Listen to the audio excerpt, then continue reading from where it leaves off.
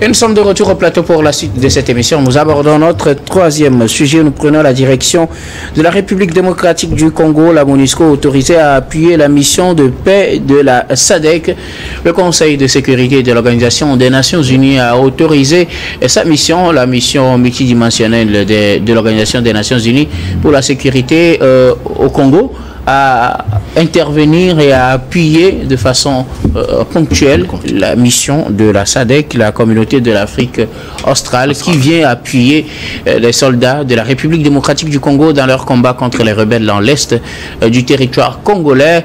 Ces soldats combattent donc tous les rebelles possibles dans l'est de la République démocratique du Congo. Ils avaient normalement prévu envoyer 4800 soldats, mais pour le moment, seuls 800 soldats sont sur les terrains. Ils ont besoin d'appui. On sait qu'entre-temps, la République démocratique du Congo avait demandé à la MONUSCO de se retirer de son territoire, un retrait qui se fait progressivement. Ils ont déjà quitté totalement certaines régions, mais ils sont toujours dans certaines régions encore. Et là, cette décision du Conseil de sécurité permet donc à la MONUSCO ou des éléments de la MONUSCO encore présents sur le sol congolais de fournir des renseignements et du matériel donc aux forces armées congolaises et aussi à la mission de la SADC pour pouvoir contrer l'avancée des groupes rebelles.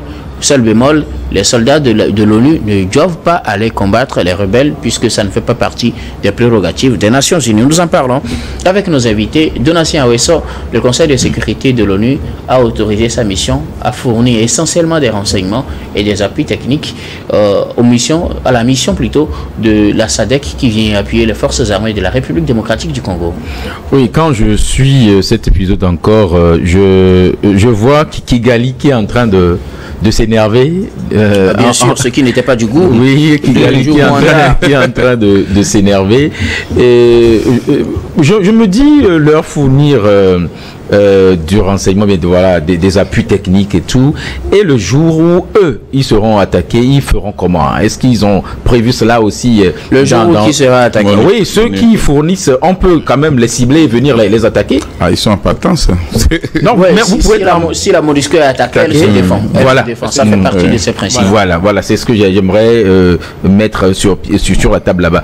Mais moi, je me dis, ce qui continue par se faire en aire des Congo là-bas, je pense que l'ONU doit véritablement décider de quelque chose pour arrêter ça. Moi, je vois comme si on est en train de mettre de la pommade sur la plaie. On veut véritablement pas guérir cette plaie-là.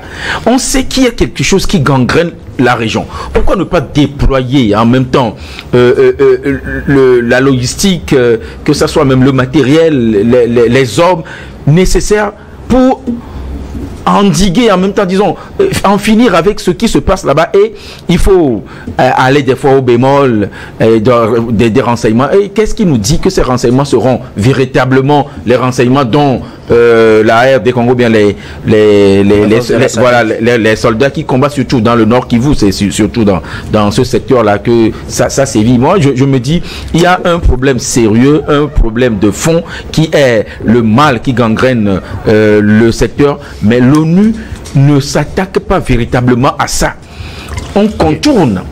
C'est ce que moi je vois. Ok, d'accord. Alors pour apporter plus de précision et pour la connaissance de nos téléspectateurs, les missions de l'ONU sont telles que puisque les États sont souverains, les États sont souverains. Et par exemple dans les cas du Congo, de la RDC par exemple, on soupçonne généralement le Rwanda. Le Rwanda également est État membre de l'Organisation des Nations Unies et l'Organisation des Nations Unies n'est pas habilitée à aller combattre un État membre. Du coup, sa mission intervient pour servir de force d'interposition, comme on le dit généralement, pour empêcher les deux camps de s'affronter et puis pour mener d'autres actions sur le terrain pour permettre le bon vivre pour les populations.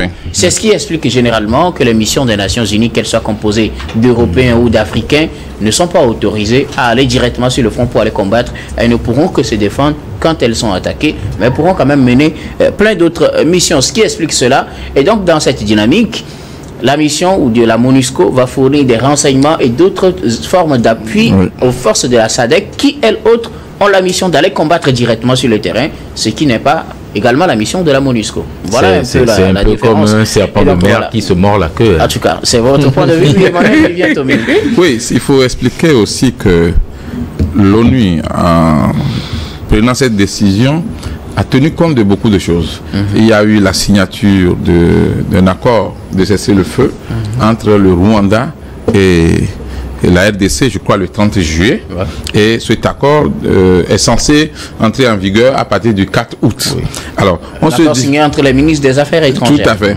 Donc, on se dit déjà, il y a un pas vers la paix.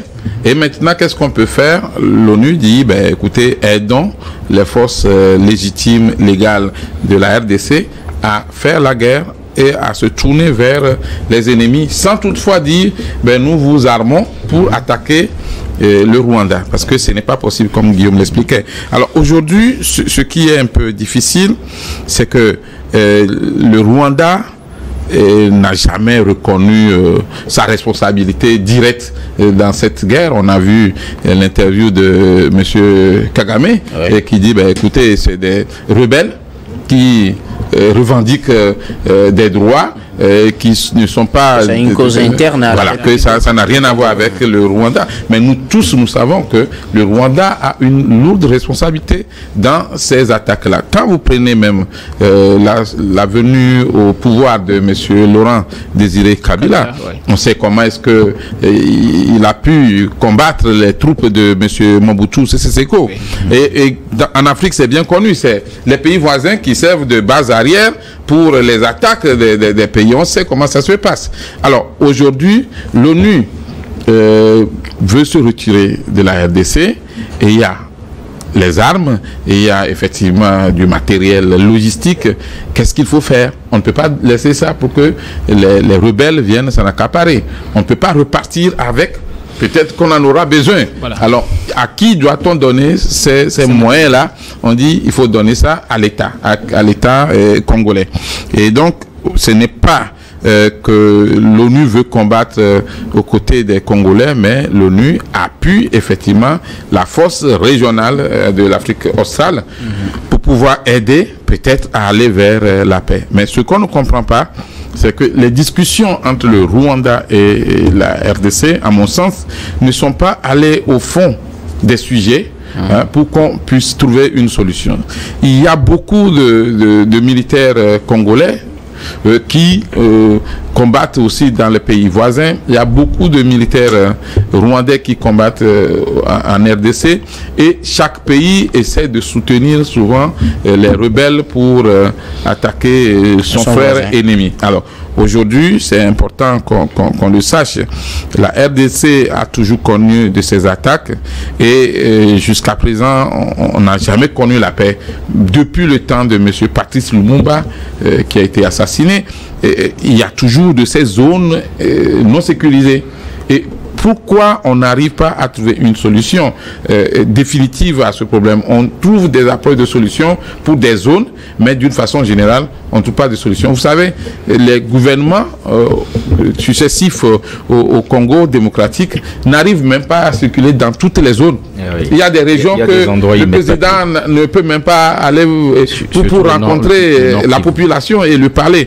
Et ça a commencé depuis le temps de M. Lumumba, ça a continué avec Mobutu, avec le père et le fils Kabila et avec M. Tshisekedi.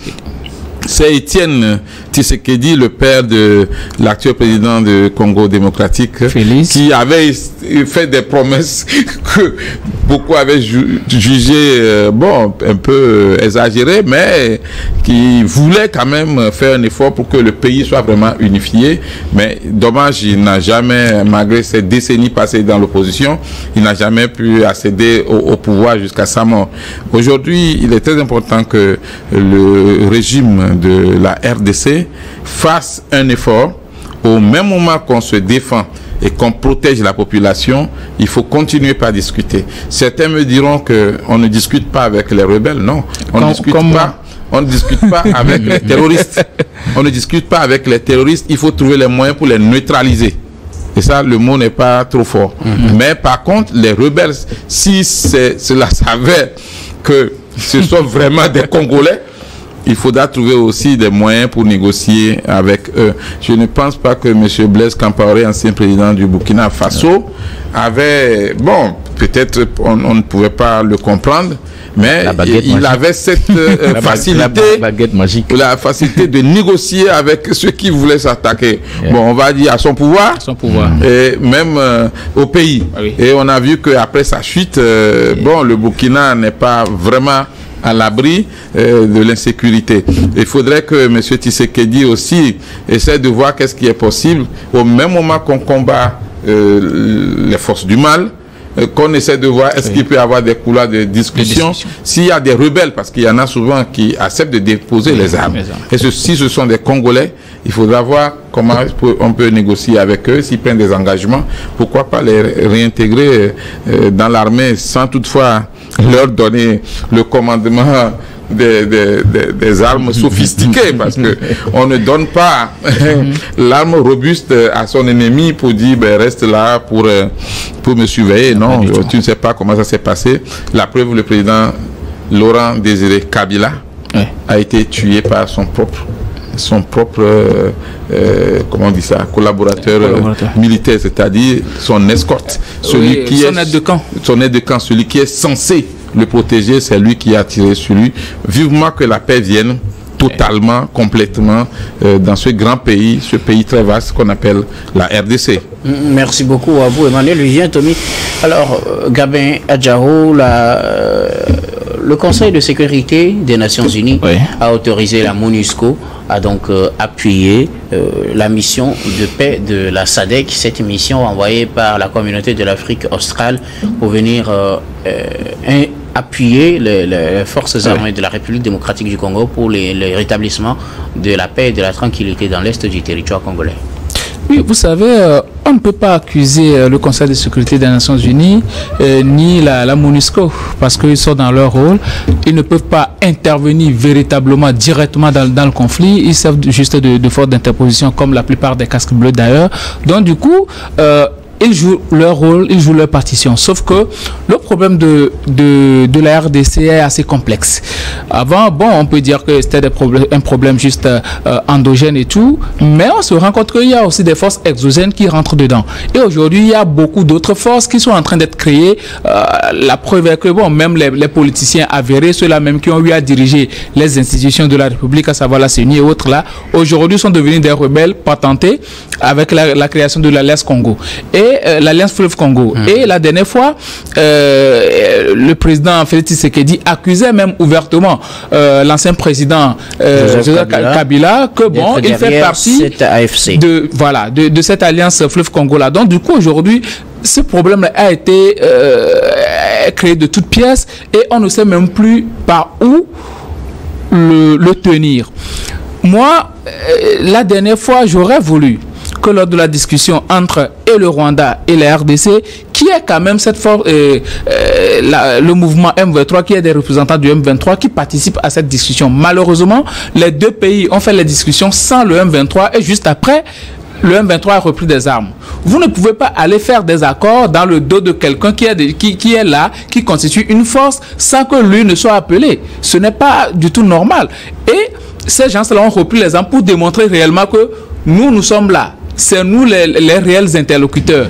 Et je pense que pour discuter, bon, il va falloir appeler quand même le M23. Mais si on ne veut pas discuter, il faut quand même arriver à leur opposer une véritable force pour que ces gens-là sachent qu'en face de nous, il y a des gens qui peuvent riposter et qui sont pires même que nous, qui ont le double ou bien le triple de notre force.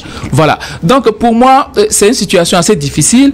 La MONUSCO a été créée depuis novembre 99, hein, si je ne me trompe pas. Moi, j'étais encore très petit quand j'écoutais ces histoires-là. Aujourd'hui, mais cette force-là existe encore à NDC, mais la situation n'est pas résolue. Ça veut dire que l'ONU, dans ses prérogatives, est en train de jouer quand même sa partition avec la MONUSCO, mais celui-là qui doit résoudre le problème, ben, ce sont les Congolais eux-mêmes, puisque le M23, ça vient même des Congolais. Ce sont eux qui ont créé ça. Et le Rwanda s'en est servi pour attaquer, pour profiter, déstabiliser une partie de la RDC, continuer pas à exploiter ces ressources-là, ce qui permet au Rwanda, à lui, de se développer. Et ça aussi, je le dis, c'est une mauvaise politique de la part de Kagame. Parce que ne faut pas se voir éternel. Toi, tu vas disparaître, mais le pays va exister. Qu'est-ce qui va se passer après si quelqu'un qui arrive demain n'a pas la poigne de Kagame? Ça va devenir très compliqué.